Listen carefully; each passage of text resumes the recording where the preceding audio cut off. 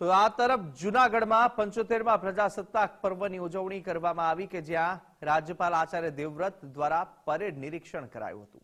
પર્વની ઉજવણી કાર્યક્રમમાં વિવિધ કૃતિઓ પણ રજૂ કરવામાં આવી અને શિસ્ત, નારી શક્તિ અને રાષ્ટ્રભક્તિની અનેક કૃતિઓ રજૂ થઈ। એરફોર્સના 2 હેલિકોપ્ટર દ્વારા પુષ્પવર્ષા કરવામાં આવી તો જવાનોના સ્ટન્ટ, ડોગ શો અને અશ્વ શોની અનેક કરતબો પણ રજૂ થઈ।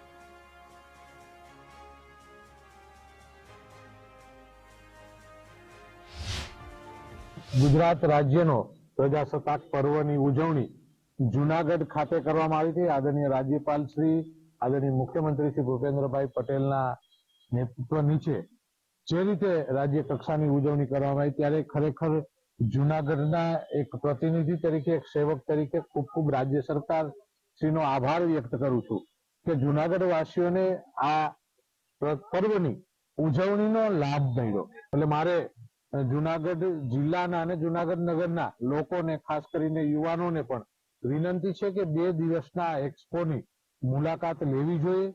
પોલીસ કઈ રીતે એમની પાસે હથિયારો છે, કઈ રીતે કામ કરી રહી છે અને ક્યાં ક્યાં એચિવમેન્ટ કર્યા છે એમની માહિતી મળે। જ્યાં સુધી આપણે જાણશી નહીં ત્યાં સુધી આપણે કોઈને ન કહી શકીએ।